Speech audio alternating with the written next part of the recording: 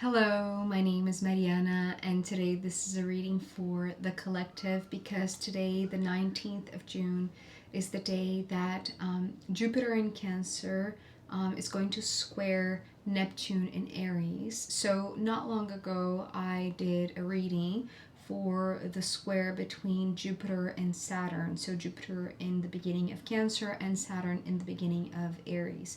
So, now's the turn for this conversation, this hard aspect, this hard conversation between Jupiter and Neptune.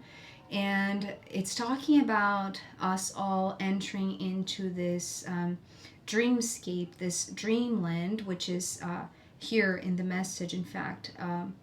But with the awareness that in order to expand what we can see in this dreamscape, in this dreamland, we have to be very aware of who we are, but also how do we see ourselves in reflection to another, in regards to another, in a relationship with another.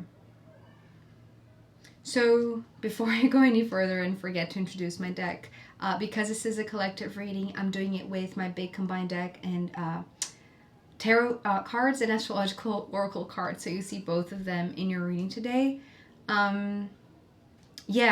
I feel like I'm being already interrupted by the very first card because actually, as soon as I saw it when it jumped out of the deck, it landed facing down on the desk. And it's almost like it didn't want to make its presence known until it was time for me to turn, facing me so that I could see which card it was. Because I feel like there is this notion that whomever we're dealing in the collective, but also in a more one-on-one type of relationship, be it, an actual relationship or a connection with somebody in spirit, which may very well be this mirroring relationship. I feel like on our side here on Earth, it's kind of like we wish we didn't have to see this aspect of ourselves in them. Okay? So we're beginning with the King of Swords. The King of Swords has been this constant presence in every reading. I feel like most of the recent readings since the beginning of the year, the King of Swords has been in it.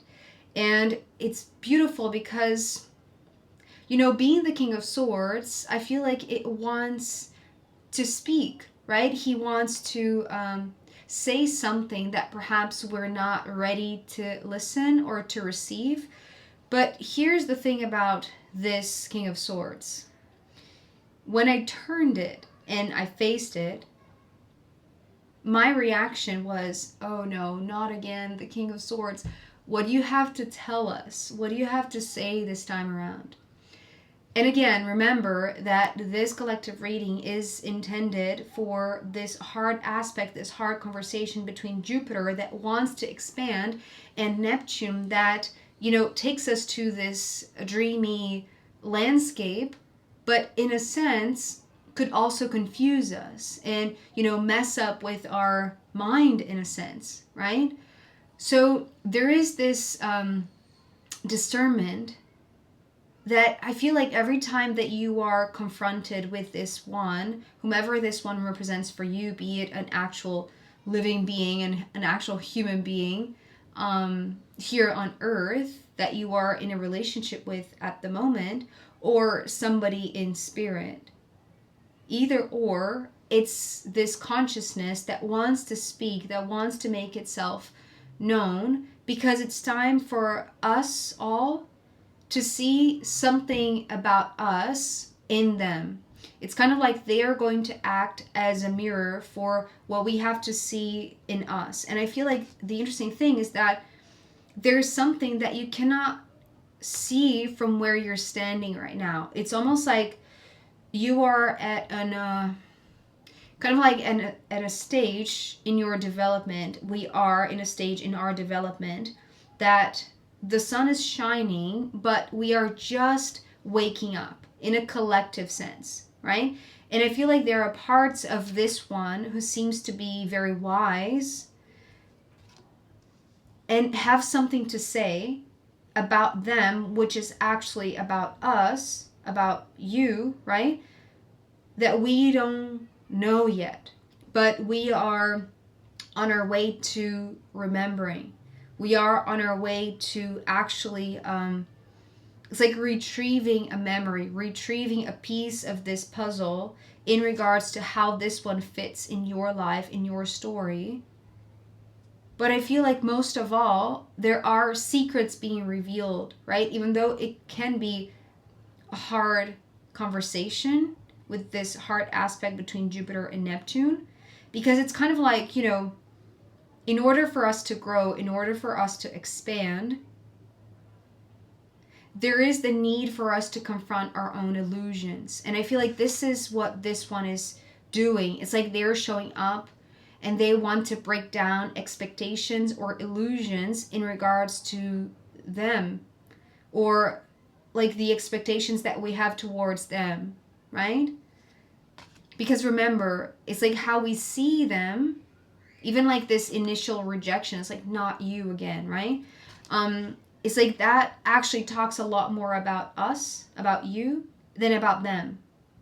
And I feel like there's a lot that you are already prepared to open your eyes, to open your horizon and see more into this relationship or this person, right? And how they are showing something of you that is really, really beautiful, but there is something that you don't know about yourself because there's something that you don't know about them.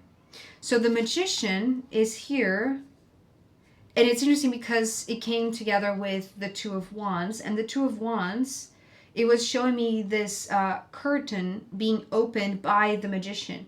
But it's interesting because the way that these two cards fell after, there was almost like this hesitation in terms of, the King of Swords being the opening card, that these ones were hurrying up. The Magician was coming in faster than planned, or than anticipated by the universe. Like the universe was hurrying up this opening of the curtain, which might very well be the opening of the veil, right? Or maybe the lifting of the veil, but literally I'm seeing this as like, the curtains opening sideways, almost like to a stage. That's the reason why I was talking about like you being at a stage in life, and maybe that is quite literal. Maybe you are, on a stage that, you get to be under the spotlight because of the sun coming next. So it's kind of like, the Magician is speeding up some sort of manifestation, opening the curtains, because we are supposed to take steps in order to really open our horizon, right? It's like open our perspective, but the perspective can only be seen, or can only be understood, or can only be embodied when we are under the spotlight of the sun. Because the sun, it's you, right? It's like it's your essence, it's who you are. It's like every aspect of your being. This is you in fullness. This is the totality of who you are in truth. But unless you take the steps to go there, to have this awareness, to be under the spotlight, it's almost like you're always in the dark in regards to who you are, but also in regards to who this one is. And it's interesting because it's kind of like this. They have been under the spotlight. Maybe they have been, very well known by the community, by your family, by, your ancestors. Maybe they are, a very well known person in your profession. Whatever it is, they have been under the spotlight. And they have known about how to deal with manifestations like this. It's like they have known how to open their mind, open their horizon, open their possibilities, always being under the spotlight. This is the factor. This is the thing that you know about them. This is what you can see. This is what is going to be lit up every time that you confront yourself with what you know about this person. Right? It's like these are the known factors about who this one is. It's almost like this is their public persona, let's say. This is who they are when they show up, to work or to their family or to a social gathering or something like that. This is who they present themselves to be. Maybe in a very eccentric way is the way that I'm perceiving the magician. It's almost like, are they the magician? But I don't feel like it's the case. It's almost like it's like they are being introduced by the magician, however that fits in the story. It's kind of like the universe has created opportunities for them to be under the spotlight, because this is where they shine their brightest light. This is how they discover also who they are in totality. And this is how they have been known by most people and you as well. So this is what you know about them. It's almost like this is their external facade.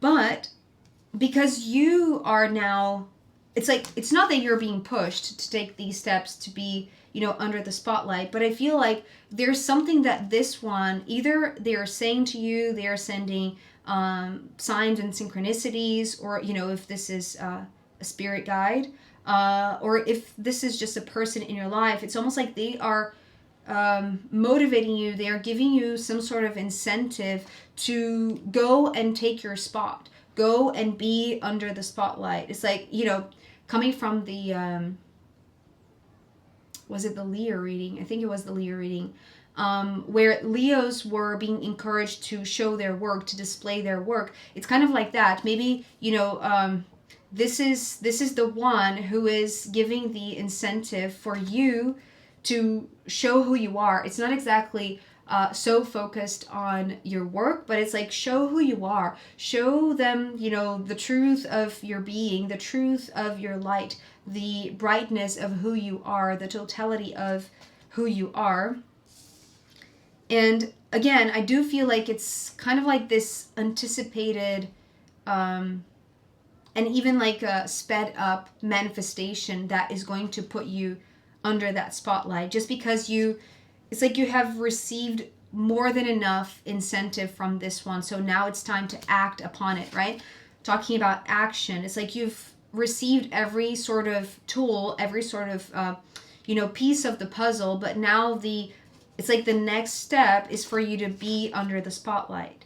And when you are there, it highlights the Page of Wands, which is, the first thing that I saw with the Page of Wands is this light being directed towards those to come, right? I often talk about the page as a child, or kind of like this very initial stage of development. So somebody that has a lot of room for growth, a lot of room for learning, right? But right now, as I'm holding, the Two of Wands and now the Page of Wands, I feel like this is almost like your own initial steps under the spotlight. It's kind of like you're very fresh to this scene, to this stage where this magician is opening the curtains for you.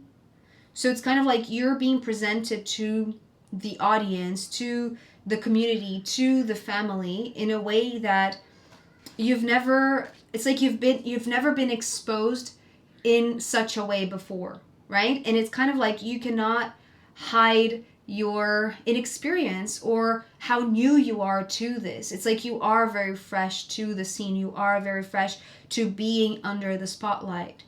And this is where the interesting thing comes, because the Two of Swords is talking about something that you didn't know about them.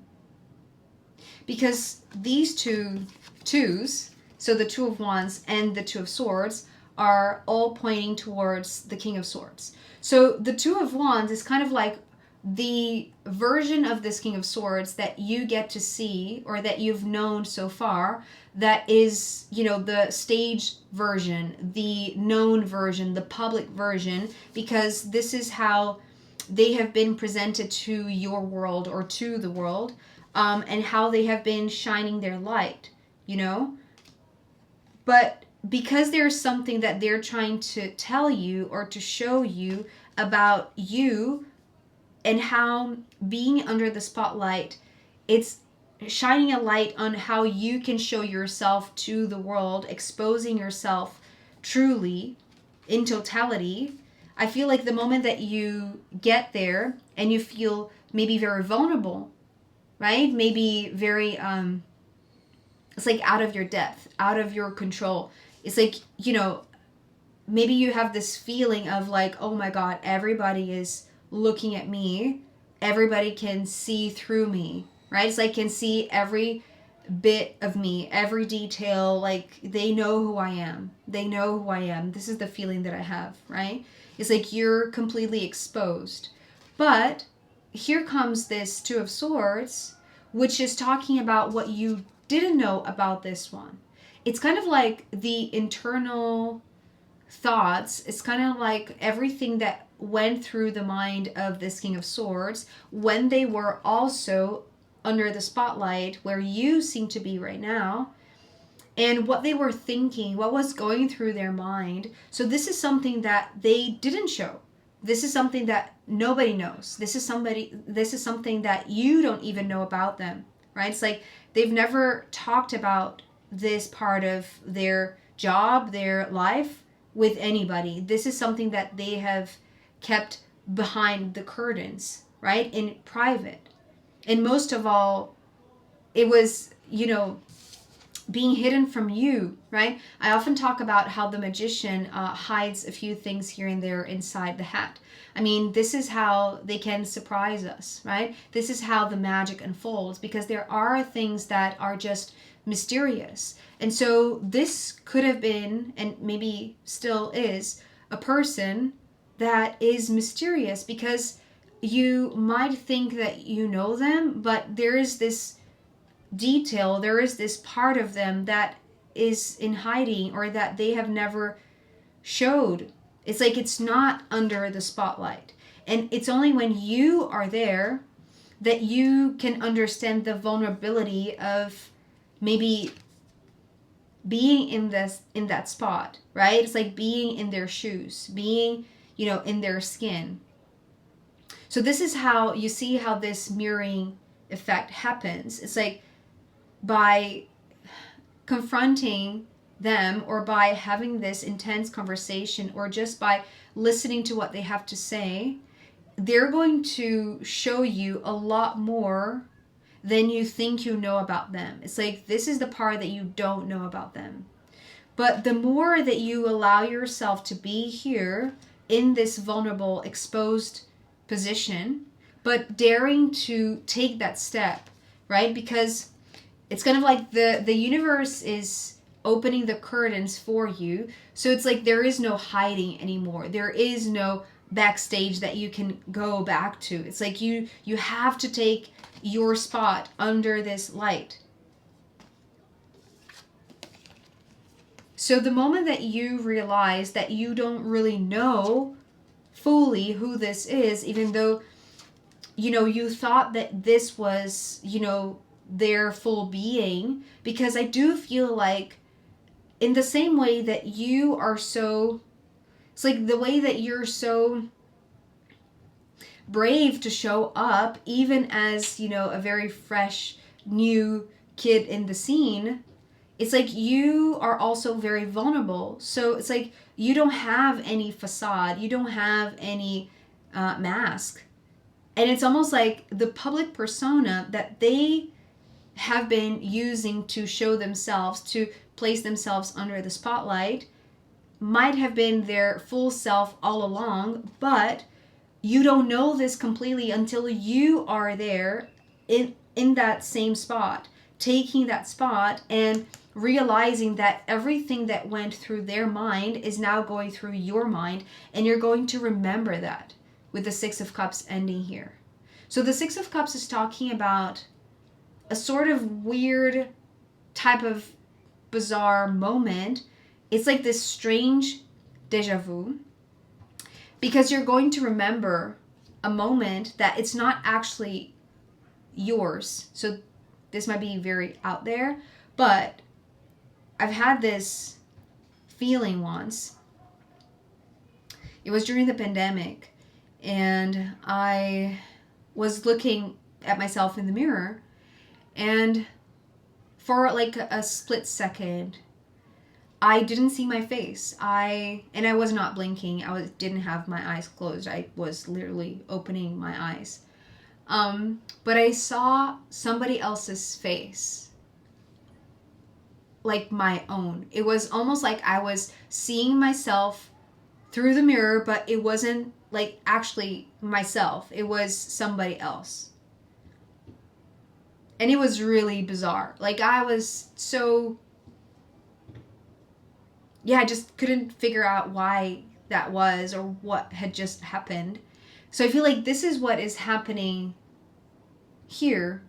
It's like the moment that you take the stage, that you take this spot under the sun, and you realize that there is a piece of this King of Swords that you didn't know about, even though you knew their essence, right? It's like their authentic self, the light of their being. Yes, they were showing this without any masks, but still, there's something about being in their shoes, being in the exact spot that they were, that triggers something about them that you didn't know. It's almost like entering this inner realm of theirs, almost as if, because the Two of Swords is like placing the blindfolds on, and being under the spotlight can be blinding, right? Because it's like there's so much light that can be blinding. But it's kind of like being in that situation. That is the only way that you can know what was going through their mind, because they were being blinded by so much light,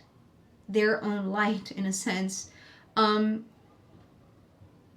it's like now you're seeing through their eyes, if that makes sense. I know that this is really, really weird, but it's kind of like having a remembrance that it's not exactly yours. It's like seeing through somebody else's eyes, seeing through this King of Swords eyes. So this is the part that you really are going to feel how you knew just a few aspects. Yes, you knew their essence. Yes, it was already out there. But there is something about this side of seeing through their eyes that you have never felt. And it's like it's going to feel like retrieving something that you long lost. It's like you didn't even know that you missed. This is the interesting thing. You didn't even know that you missed seeing through their eyes. It's kind of like there is no hesitation. There is no judgment. There is no rejection. It's kind of like seeing through their eyes breaks through the facade. It's kind of like you're entering their internal realm, their personal inner point of view. And there's this nostalgic feeling about like, oh my God, I didn't even know that I missed this feeling. Oh, it's actually starting to get a little bit emotional. This is the thing that you didn't see coming, right? Seeing through their eyes brings memories that you didn't even know that you had. Because actually they're not yours, but they're theirs. But because they are your mirror, in a sense, they are you, right? But from a different point of view. Wow. Okay. So I am going to pull more cards to see where this wants to go next. And also I'm going to pull from the astrological rooms in the extended. So if you want to join me there, I'll be very happy to see you. You can find a link down below. If not, I'll see you next time. Okay, bye.